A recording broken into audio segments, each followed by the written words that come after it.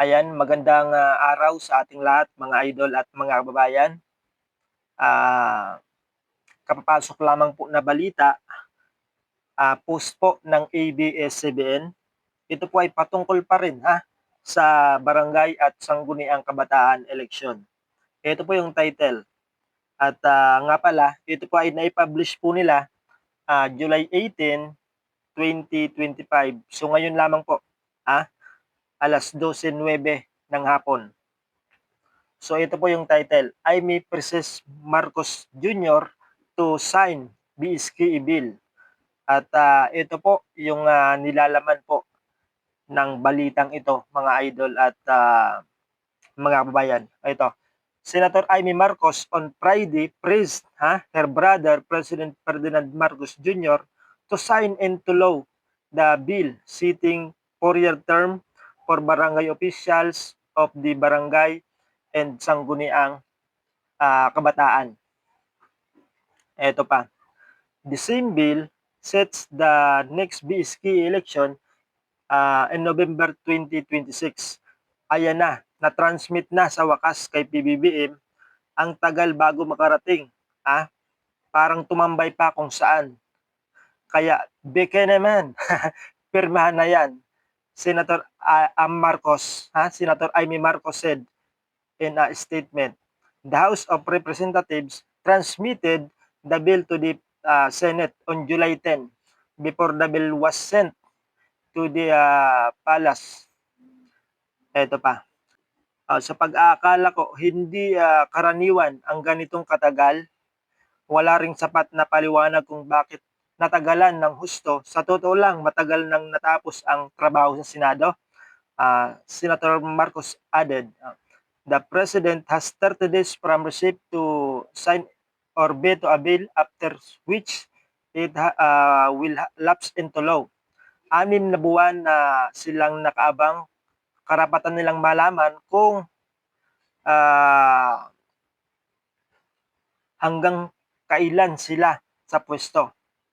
Ang tagal-tagal na, oras na para tuparin ang batas. Senator Marcos said of Barangay and Youth Council. Pumirma man o hindi, basta maging batas na. Let's get it done para klaro na ang lahat. Dagdag pa niya. So ayan po yung sinasabi dito ni Senator Amy Marcos ay hinihimok niya yung kanyang kapatid na si BBM, yun nga po yung ating presidente, hinihimok niya na pirmahan na yun pong nasabing panukalang batas na magpapalawig nga po doon sa termino ng mga halal o mga incumbent barangay officials. So, kung mapapansin nyo, parang nilalagay ni Manang Amy Marcos yung ating presidente sa alanganin. Kasi kapag pinirmahan ulit yan ng ating Pangulo ay delikado. Delikado po yung magiging lagay ng ating Pangulo. Inilalagay ni Manang Amy Marcos yung kanyang kapatid na si BBM doon po sa alanganin. Katulad po ng pinirmahan dati ng ating pong presidente na si BBM, yun po ay idiniklara ng Supreme Court na labag sa batas. Yung pinirmahan niya yon na postponement. At kung titingnan niyo po yung ginawa ngayon ng ating pong mga mambabatas na panukalang batas, ay ganun din yon. Kahit po itago nila sa title o sa pamagat na term seating, talagang mapopospone pa rin yun pong December 2025 election. Itinago nila sa term seating yung postponement ng December 2025 election. Kaya nga po yung sabi ni Attorney Makalintal, yan po ay isang panlilinlang, panlilinlang na panukalang batas. Bakit kanyo nasabi na ni Attorney Makalintal na panlilinlang yun? Kasi kapagka pinirmahan yung term sheeting at nakalagay po doon sa panukalang batas na yon ay gawin yung eleksyon ng barangay at sangguniang kabataan next year pa, 2026, unang Lunes ng November 2026. O ibig sabihin lamang po, pagka napirmahan yung panukalang batas na yon at naging ganap na batas, yung magiging eleksyon ng barangay at sangguniang kabataan ay sa 2026. Ano ang mangyayari dito sa naka-schedule na? Yung kasalukuyang naka-schedule na December 1, 2025, ano ang mangyayari? Di, mapopospon na naman. O di, postpone nga. O di ba?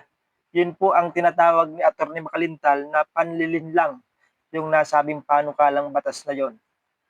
Kahit hindi direktang sinabi doon sa panukalang batas na yon na pinagpapaliban nila yung December 2025 election, napakalinaw po, napakalinaw po na kapag naging ganap na batas yun, ang magiging eleksyon ay sa 2026.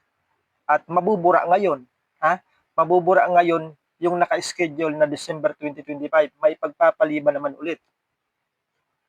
Na ayon nga po sa Supreme Court ruling, kagaya ng lagi natin sinasabi, ayon sa Supreme Court ruling, bawal po, bawal at labag po sa saligang batas na ipagpaliban, i-postpone yung isang halalan.